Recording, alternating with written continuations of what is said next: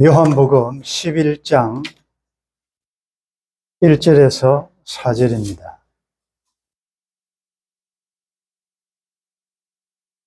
요한복음 11장 1절에서 4절 우리 같이 읽겠습니다. 어떤 병자가 있으니 이는 마리아와 그 자매 마르다의 마을 베다니에 사는 나사로라. 이 마리아는 향유를 주께 붓고 머리털로 주의 발을 닦던 자요, 병든 나사로는 그의 오라비더라. 이에 그 너희들이 예수께 사람을 보니 이르되 주여 보시옵소서, 사랑하시는 자가 병들었나이다 하니 예수께서 들으시고 이르시되 이 병은 죽을 병이 아니라 하나님의 영광을 위함이요 하나님의 아들이 이로 말미암아 영광을 받게 하려 함이라 하시더라. 아멘. 지난 주 중에 우리 지체 중에 누구에게는 어머니고 누구에게는 누나가 되는 한 분이 세상을 떠났습니다. 이렇게 세상을 떠날 때 가끔씩 보면 자연스럽게 받아들이는 경우도 있지만 어떤 경우에는 좀 아쉬움이 남는 유족들에게는 그런 일들이 종종 있습니다. 특별히 이번에도 유족들의 말에 의하면 나이도 그렇게 70대 이제 초반, 73세고 건강하셨고 또 지금 현재 의료 시스템이 완전 정상화 아니다 보니까 조금만 빨리 처치했더라면 충분히 회복될 수 있는, 안 죽어도 되는 케이스인데 그런 아쉬움을 가지고 있습니다. 근데 또 어떤 경우에는 또 반대 케이스도 있습니다. 조금만 늦었더라면 생명을 잃을 뻔한 또 이런 일도 있을 수 있는 거죠. 그렇게 보면 모든 우리 인간의 생명이 하나님의 주권에 달려 있지만 우리 인간편에서 볼 때는 정말 삶과 죽음이 멀지 않다. 종이 한 장 차이다라는 것을 알 수 있습니다. 우리 인생이 참 긴 것 같은데 살아보면 세월이 너무 빠르고, 물론 여러분들 중에는 정상적으로 혹은 너무 느리게 간다라는 분도 있을 수 있고, 그러나 세월을 많이 산 분들에게는 세월이 참 빠르다, 그리고 인생이 너무 짧다라는 이런 표현을 하게 되는 것이죠.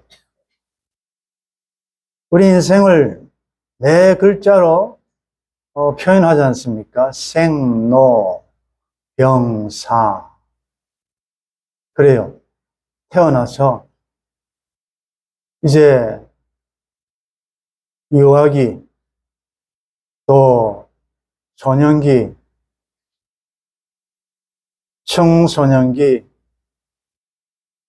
학창시절을 지나서 또 중년, 장년, 노년이 되고 죽는 것, 이것은 자연의 순리죠. 그 어느 단계 하나 내 마음대로 수정하거나 빼거나 강함할 수 없는 자연스러운 이치입니다. 사람이 태어났다가 모든 과정을 거치고 또 늙어지면 또 죽는 것, 그건 자연의 이치이기 때문에 이 이치를 거스릴 사람은 아무도 없다. 이제 세월이 흐르고 나이가 들다 보면 근데 병이 생기죠. 그것도 자연스러운 현상입니다. 아마 여러분들 중에 병이 없는 분은 아무도 없을 거예요. 육신적으로 아무 병이 없다 해도 정신적으로 병이 있을 수 있고, 모두가 다 병은 다 하나씩 가지고 있단 말이에요. 이런 글이 또 생각이 납니다. 젊을 적 식탁에는 꽃병이 놓이더니 늙을 때는 약병이 줄을 서네. 인생 고작 약병과 꽃병 사이인 것을 아마 공감하는 분들이 많을 겁니다. 저희 집에서는 제가 약을 분류하는 담당인데 아침에 먹는 약, 점심에 먹는 약, 저녁에 먹는 약, 취침 전에 먹는 약, 네 종류가 있어요. 그래서 아침에 일어나면 여러 약통에 약을 분류를 하는데 그런 생각이 들었습니다. 지금은 정신이 그래도 온전하니까 이것을 나눌 수 있는데 물론 가끔 내가 약을 먹었는가 안 먹었는가를 조금 혼동할 때도 있지만 이전에 제가 사역했던 그 교회에서 신방을 가면 특별히 어르신 집에 가면 달력에 약 먹었는지 안 먹었는지를 체크하는 달력이 있더라고요. 그때 저는 참 신기했습니다. 저게 왜 필요할까? 근데 그게 저에게 필요할 줄이야 꿈에도 생각하지 못했습니다. 아마 이제 더 지나면 이제 그것도 정상적으로 분류할 수 없을 때가 오겠죠. 우리 인생이 그렇습니다. 자연스럽게 이 생로병사의 과정을 다 거치는 것을 알면서도 그게 나에게 닥치면 좀 당황하는 거죠. 다 아는 건데. 그러면 자연이 이치인데. 받아들이면 되는데. 그러나 그것이 알면서도 나에게 어느 날 갑자기 찾아올 때는 당황되는 것은 사실입니다.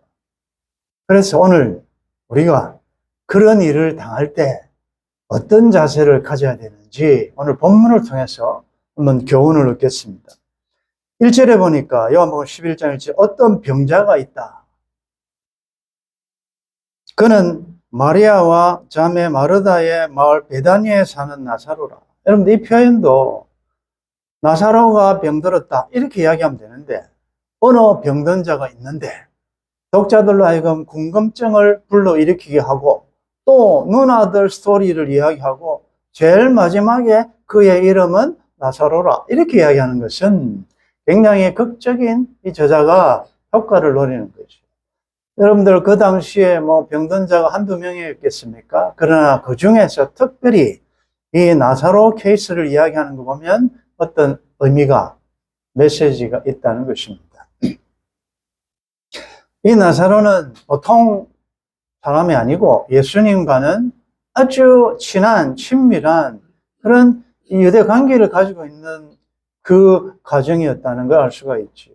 마리아, 우리가 아는 대로 예수님께서 이 사건은 복음이 전하는 곳마다 이 일을 전파해라 라고 할 정도로 향유를 예수님의 발 앞에 붓고 머리털로 예수님의 발을 씻겼던 어떻게 보면 예수님의 죽으심을 예비한 그런 아름다운 헌신의 대명사가 마리아예요.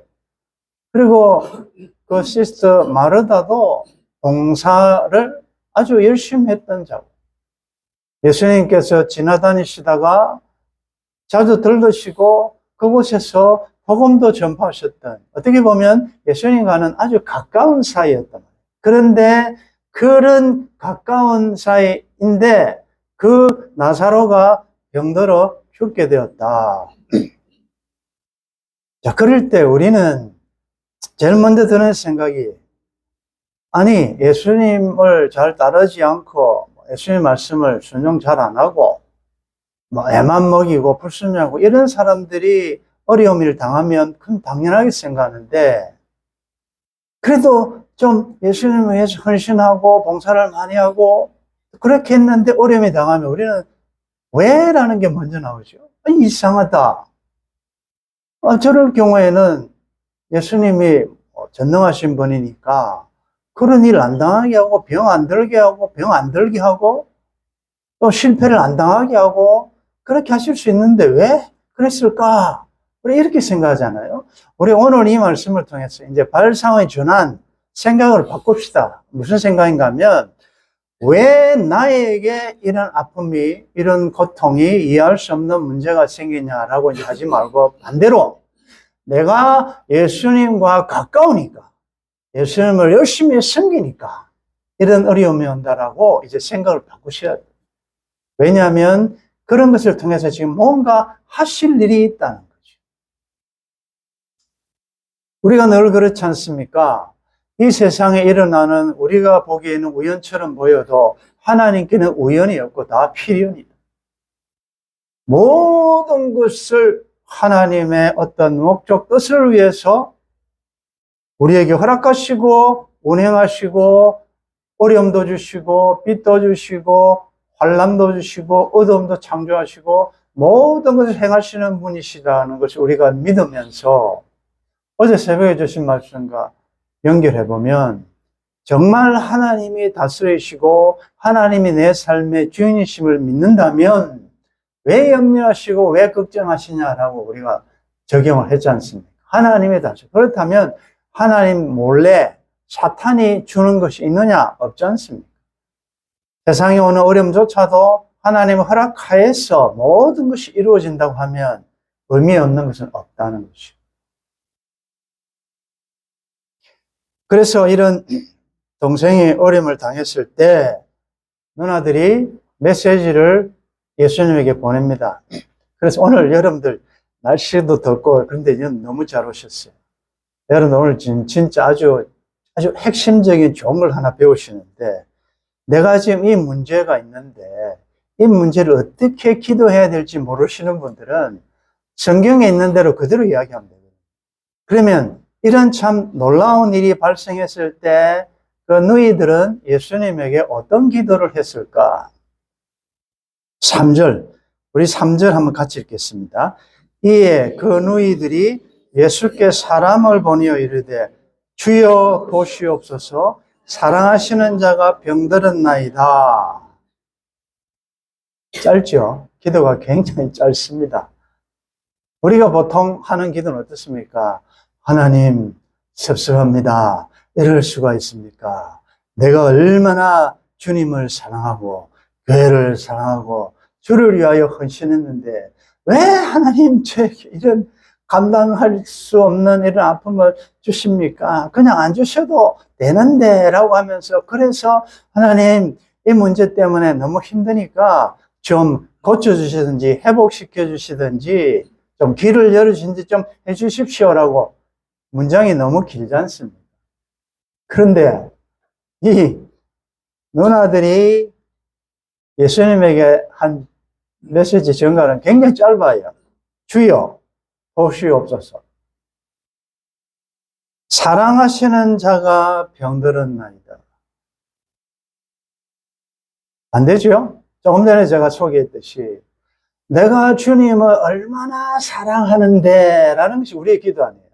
내가 얼마나 헌신했는데 그 주어가 나 아닙니까? 그런데 이 기도는 주어가 내가 아니고 주님이에요. 보시옵소서 주여 구원자시 주께서 사랑하시는 자가 병들었나이다.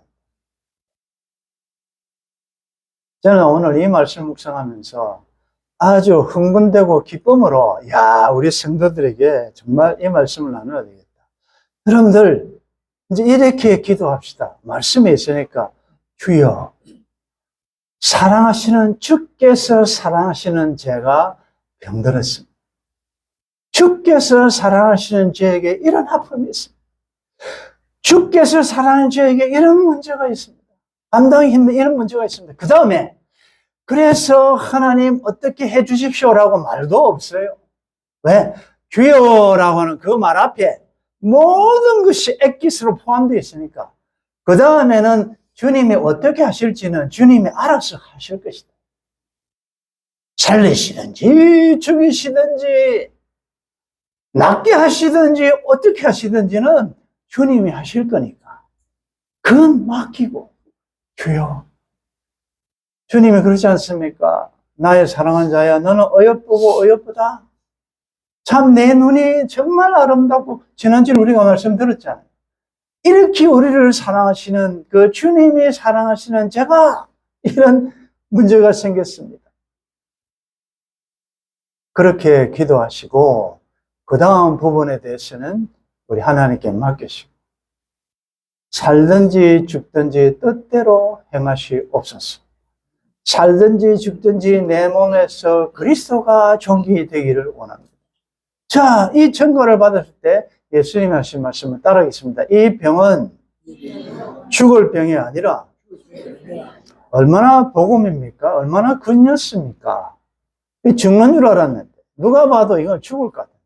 자, 죽을 병이 아니라 이 말은 조금 있으면 나사로는 죽습니다. 죽죠.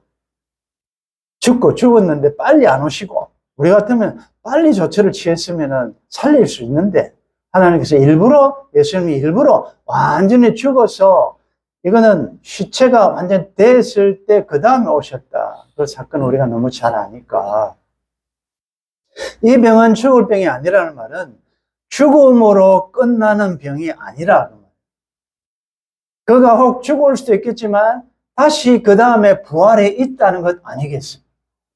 여러분들에게 있는 어떤 문제도 그 문제로 끝나는 것이 아니라 그 문제 다음에는 하나님이 예비하신 너희를 향한 나의 생각은 내가 안 하니 너희들에게 평안을 주시는 것이고 마침내 복을 주려는 것이라.